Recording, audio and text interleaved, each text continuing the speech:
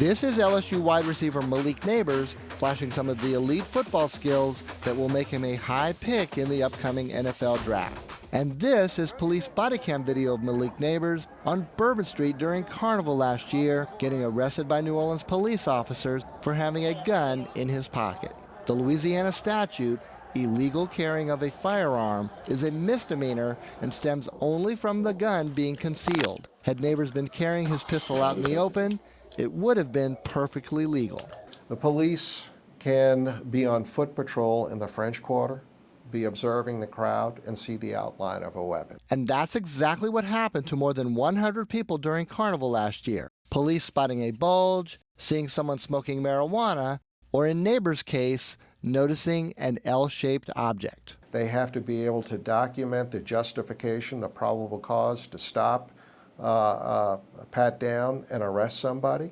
After Nabers spent a night in jail, his case was dismissed the next morning at his first court appearance in exchange for him forfeiting his gun. He was one of 15 defendants who got the same deal last Mardi Gras from Assistant District Attorney Emily Ma. Her decision sparked instant controversy, and DA Jason Williams later reprimanded her for dropping the cases without authorization. But what about all the other illegal carrying arrests made last Carnival?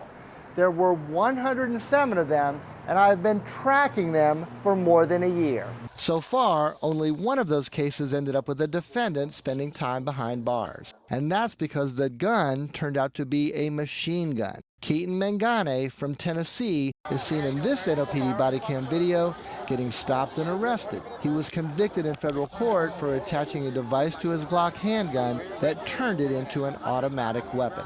Our research shows that in the other 30 convictions so far, all of the defendants entered a plea and all received the lightest possible penalty, inactive probation.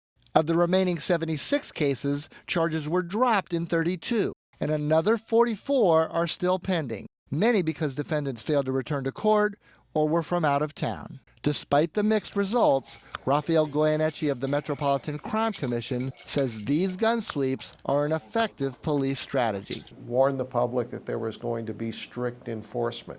Other criminal justice experts slammed the wholesale gun arrests. Absolutely don't need to be following or using resources to target low-level nonviolent offenses. You actually need to do the opposite. ACLU Louisiana Director Alana Odoms reacted even more strongly to our findings about the demographic breakdown of the people arrested.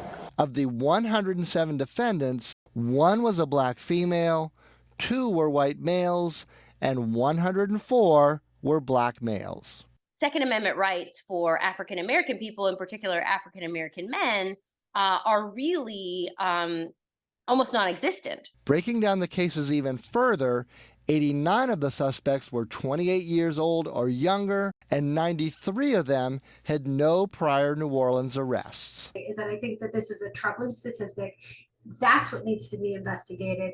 That's what there needs to be uproar about, and that needs to be our concern. Racial profiling is unconstitutional. For the NOPD, the stakes are even higher because of the 12-year-old federal consent decree that requires the department to correct a history of biased policing. The consent decree monitors have generally applauded the department's improvements in this area.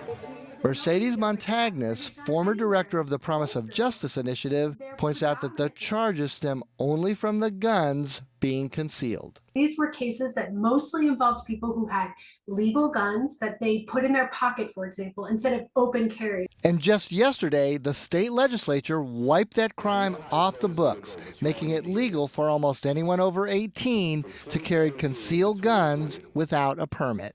I would hope that the legislature would see fit to make it retroactive and to provide these individuals, all 107 of them, the proper recourse for any fines and fees and any other obligations. Even Jason Williams, who is prosecuting the Mardi Gras gun cases, expressed concerns when we showed him our findings.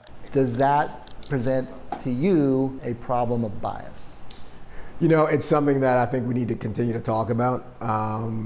Anytime you have numbers that are skewed that way, it tells you that certain people are being looked at more so than others. That we need to be concerned about implicit bias. It's one of the things that we always deal with. Mike Perlstein, WWL, Louisiana.